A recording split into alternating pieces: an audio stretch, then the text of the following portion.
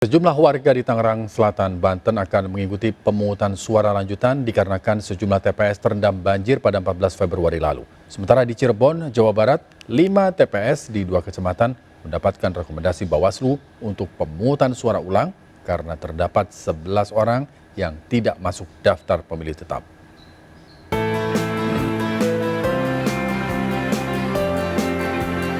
Sejumlah warga di Tangerang Selatan, Banten tidak bisa mencoblos saat pemilu kemarin karena sejumlah TPS terdampak banjir. Pemungutan suara lanjutan pun akan dilaksanakan oleh penyelenggara pemilu di TPS yang lebih aman. Ketua KPU Banten menerangkan sebelum pencoblosan pihaknya telah melakukan mitigasi terhadap sejumlah lokasi TPS yang rawan banjir.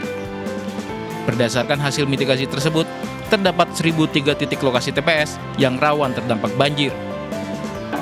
Hingga kini KPU Banten masih menunggu data lengkap lokasi TPS yang terdampak bencana banjir. Pemungutan suara lanjutan akan dilakukan di 14 TPS Kota Tangerang Selatan. Ketika misalnya adanya bencana alam berupa hujan dan seterusnya, ini bisa dilakukan pemungutan suara lanjutan. Di Cirebon, Jawa Barat, 5 TPS di 2 kecamatan mendapatkan rekomendasi Bawaslu Kota Cirebon untuk pemungutan suara ulang. Kelima TPS di 2 kecamatan ini direkomendasikan untuk pemungutan suara ulang karena terdapat 11 orang yang tidak masuk daftar pemilih tetap atau DPT, daftar pemilih tambahan, maupun daftar pemilih khusus DPK. Selain itu, 3 dari 5 TPS tersebut terdapat 1 orang yang seharusnya hanya menerima dan mencoblos 1 surat suara pemilihan Capres-Cawapres, namun ia menerima dan mencoblos 5 surat suara.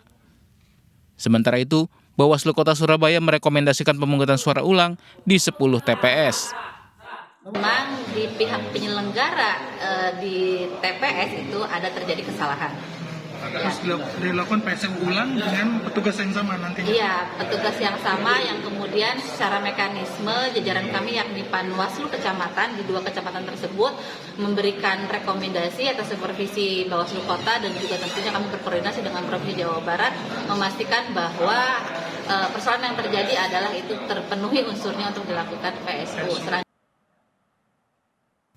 Rekomendasi pemungutan suara ulang dikarenakan temuan adanya permasalahan di 10 TPS yang berada di Kelurahan Asemrowo, Manukan Kulon, Banjar Sugihan, Balongsari, dan Dukuh Pakis, serta di Kecamatan Gayungan. Dari 10 TPS, 2 diantaranya direkomendasikan PSU menyeluruh, calon presiden dan wakil presiden, calon legislatif DPR RI, caleg tingkat provinsi dan kota, serta calon Dewan Perwakilan Daerah. Tim Liputan melaporkan.